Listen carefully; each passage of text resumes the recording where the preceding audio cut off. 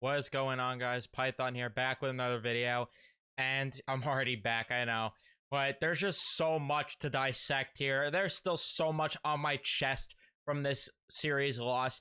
And I just had to hop on and make a video. There's a lot that happened in today's exit interviews. Well, yesterday, because it's late at night, but I'm going to be uploading this in the morning, so it's weird. But regardless, and for all I know, the news tomorrow could drop about, because the title of this obviously is, will Gerard Gallant get fired? And then obviously the exit interview part, this and that.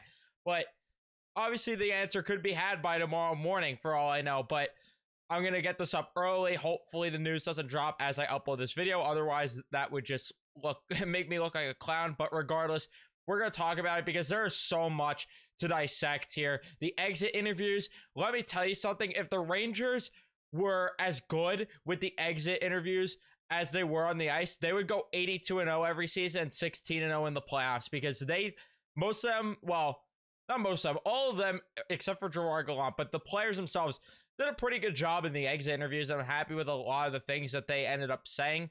They're all disappointed.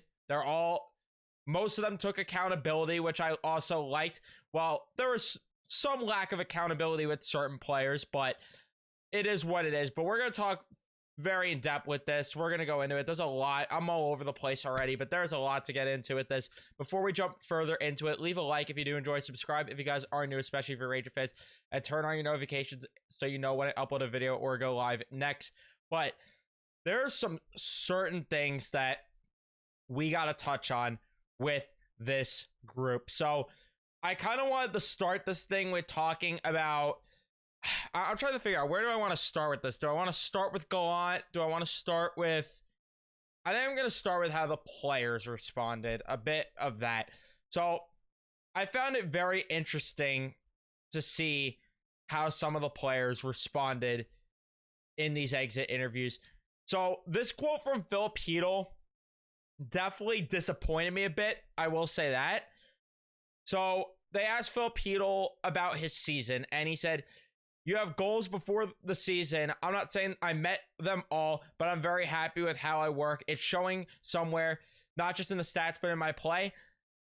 Found it odd considering I didn't feel he had the best postseason. I thought he could have been a lot better. No point production really from him. And he didn't look as confident. He didn't look as fast out there. He didn't look as efficient out there as he did throughout the regular season. I'm not going to crucify him for that quote, but it was a little disappointing, I will say. But the main thing that I'm really interested in is Kakko also was talking about how he wants to get on the power play next year. He wants to be in the top 6, which kind of leads to the Gallant conversation away, because it's like, if Gallant's here, there's no shot of that happening. If he's not here, then maybe there's a shot of it happening. But I like that Kakko is showing his balls, and there was a lot of visible frustration with Gallant in these exit interviews with some of the players. Very visible, or not so visible because they tried to hide it and they just had some garbage acting and terrible lying. But we're going to talk more about that when we get to Gallant. But yeah, I'm glad Kakko's hungry for that. Hopefully he goes out there and proves that, yeah, next year's the year, as long as he's not gone, because I have serious questions about him and Lafreniere this offseason. If one of the two get moved, I'd guess Lafreniere if either of them are going to, because you have the logjam at left wing, and then at right, you kind of have an opening there. Maybe you work something out to trade Lafreniere to get a right winger, but it's remained to be seen. But then you have also the upcoming free agents. You had Mikkola speak, you had Kane speak, Tarasenko, Mott, and it's looking like, based on all of them, Tyler Mott's the only one coming back. And I don't blame the Rangers if they go that direction. I think that as much as I liked Kane, as much as I like Tarasenko, I think that you have to just move on.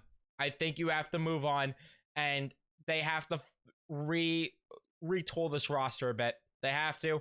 I've talked about in the post games that they have to do something different here. And Tyler Mott was talking about how he had some good dialogue already with Chris Drury. It's looking like a future might be had here in New York, which, hallelujah, because you guys know I'm the biggest Tyler Mott supporter that there is. I'm his biggest cheerleader. So you guys know that. And that was happy to hear. The only one that I think might come back also is Nico Mikola. I don't know exactly if he will, but the only quote we got from him today is that he loved his time here, and we'll see if he's going to come back. But that's really all there was from Nico Mikola. But Adam Fox was frustrated, was saying that they failed to, or they let Igor down. Kreider taking accountability, which I did like. He did that in the post game as well. But with Kane and Tarasenko, it really sounded like there was not a lot of positive front when it comes to them staying. There was a little bit with Tarasenko. He talked about how he was comfortable here, his family got comfortable here, and he likes being here. But I question more if the Rangers are going to even have interest in bringing him back. That's where I have the question of that. Patrick Kane might need work done to that hip during the offseason, of course. He's disappointed in his play. He didn't feel 100%. He thought he could have gave more still, though. So at least there was some accountability there. But at the end of the day, I have no idea what's going to happen with those two. But I really don't think that they are going to be... I really don't think they're going to be back if I had to take a guess. But yeah, and then in terms of other things with the players front, before we talk about Gallant, because that's where we're really going to go heavy with this. I mean, Igor too, that quote got me jacked up a bit. He said, we're going to get a different Igor next year. A different Igor. I want to know what he means. If he thinks that he could reach another level somehow. Oh my God, we're in for a season, at least from him, next year. God only knows how far it will take us, though, unfortunately. But it something to keep an eye on. Something to keep an eye on. It's something that made me happy. But now let's move on to the clown show that is Gerard Gallant, because he was salty. He was salty in these exit interviews. I'm surprised they allowed him to take the exit interviews, considering I think it's obvious that something's up. You feel it in the air. Something smells funny. You just know that this is going to be the end of the line for Gallant. They let Tortorella do the exit interviews, though, in 2013. They let Quinn, I think, do the exit interviews before he got fired. So it's not uncommon for this thing to happen, but you just feel it in the air that, yeah, this is awkward and this is going to happen, because the excuses that he made were complete and utter garbage today. Let's start with the first one. So he decides to say that we had one bad week and it cost us. If I can't stand by my record, there's something wrong. Where do we start with that one? How about the fact that your one bad week, which, by the way, is a bunch of crap, because Gerard, I'm pretty sure there was speculation about you getting fired in November, December, around then, if we're not mistaken, right? Wasn't there speculation that if they lost that game against the St. Louis Blues, that you were on your way out of town? Wasn't there speculation about that, or am I crazy? But regardless, even if we're going to say it was one bad week, even if your one bad week coincidentally is during the playoffs, that's a problem. That's a problem. And I'm pretty sure, too, since they acquired Tarasenko at the very least, they went 15-13, I think was the record I saw someone say in chat the other night. Sorry if I got that stat wrong, but 15-13, that is not good enough. It's not. Obviously, there were some overtime losses in there, sure, but that's not good enough, Gerard. It's not. And this team could have easily been better in the regular season if they didn't stumble out of the gate, if they actually had a system, a consistent system that they played throughout the season, if they didn't play down to their opponents, and we could have been talking about first place here, but instead we're talking about third place, losing to the Devils.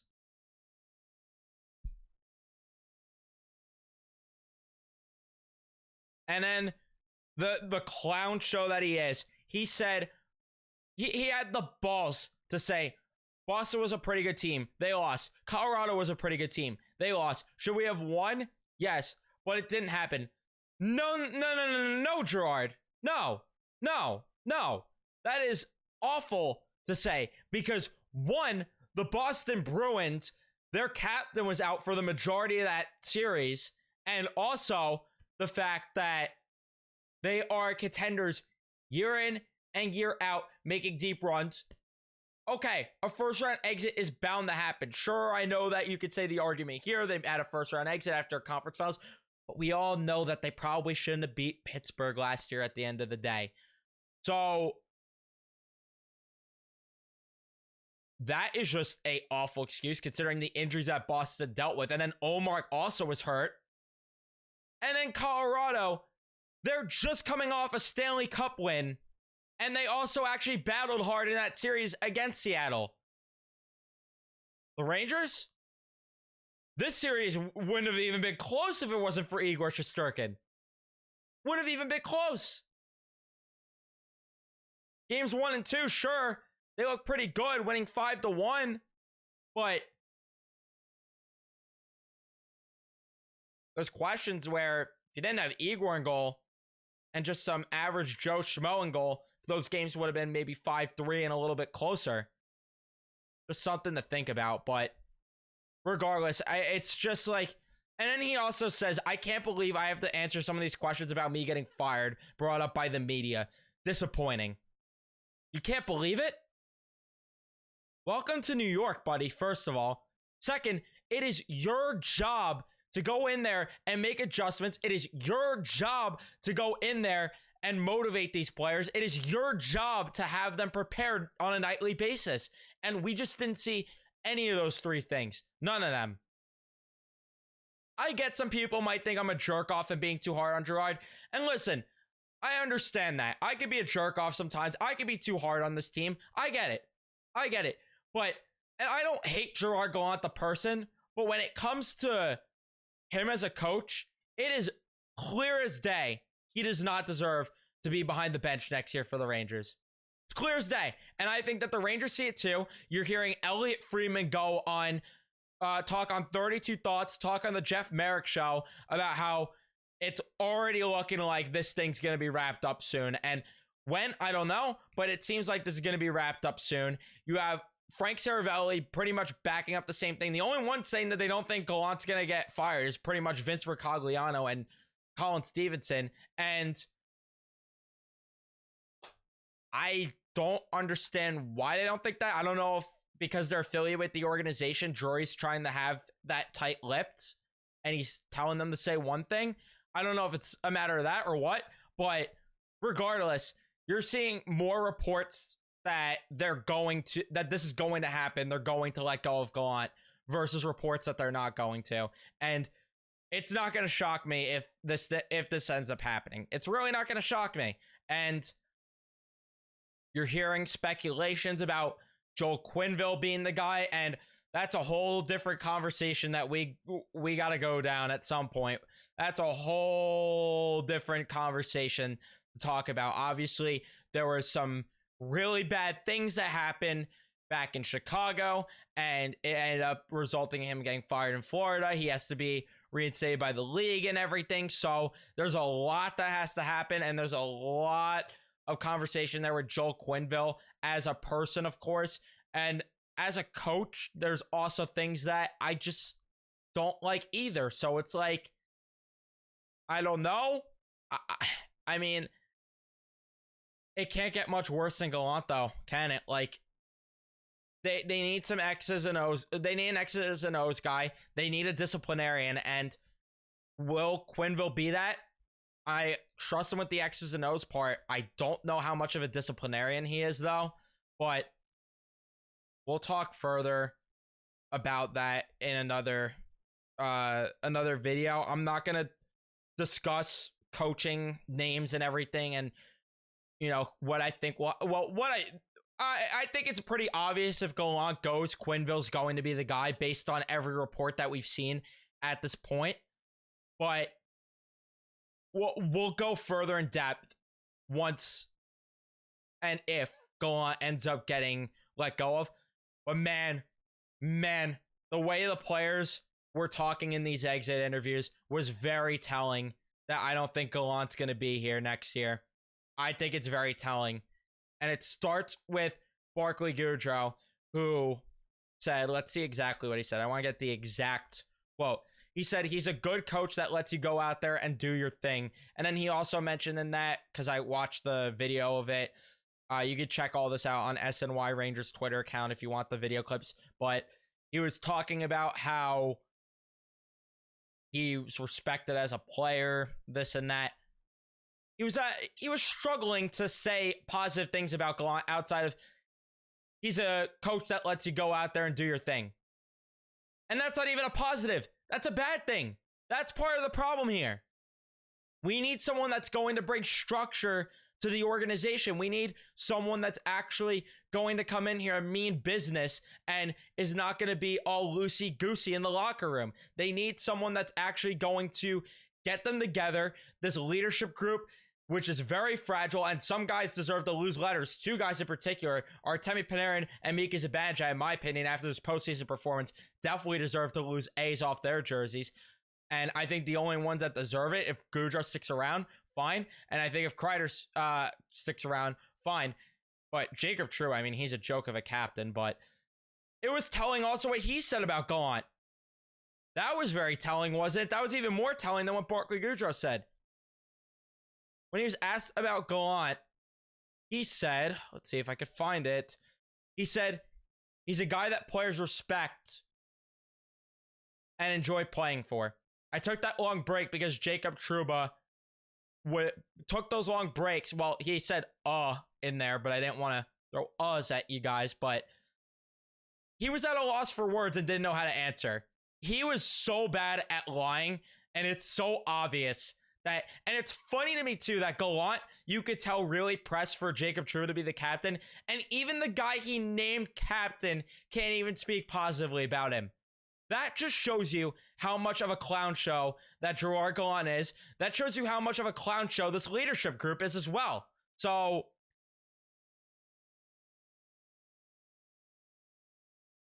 yeah, I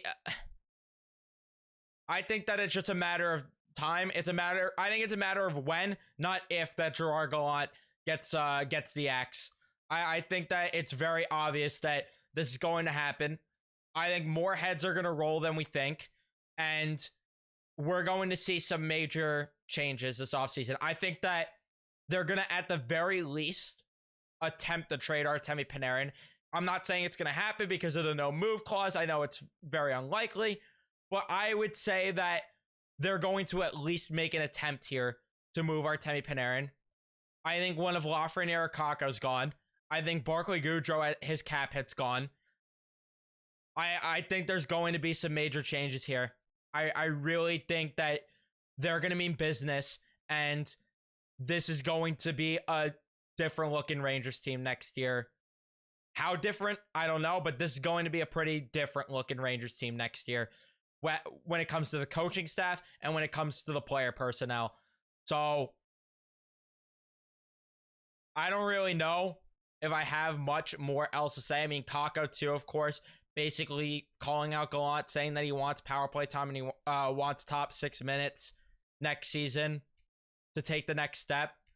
I think that was a little bit of a shot at Gallant. So, yeah, there's a lot. There's a lot to go in depth with here, and this offseason already feels chaotic before it's even really begun. And I really just wonder. I really just wonder when everything's gonna happen. So,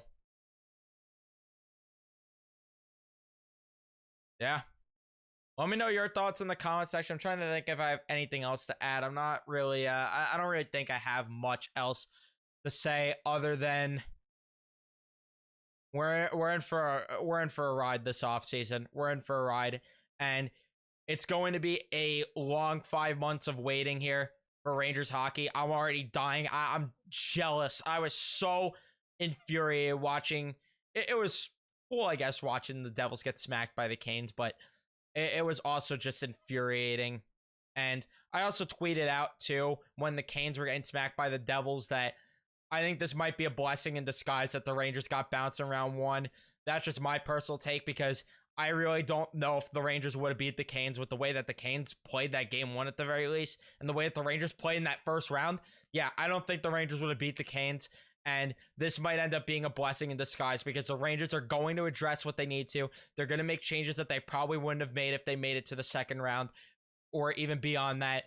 I think that we're going to see something that is going to be a positive front for this organization, and it's going to help lead them to further success, which I got backlash for the tweet. I get it. I know people don't want to hear it, and it might sound like I'm justifying losing, but trust me when I say that I think this is going to be for the better of the organization. I really do believe it, and obviously it remains to be seen, but that's just my personal take. But let me know all your thoughts in the comment section down below. Do you think Gallant deserves to lose his job? Do you not?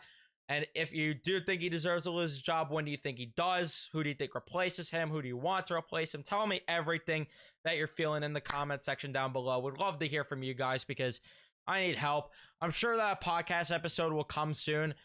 I think at this point, we're just awaiting the news of the inevitable with Gallant. But if we don't get it by this weekend, we might just do a podcast episode regardless. But again, let me know how you're feeling in the comment section.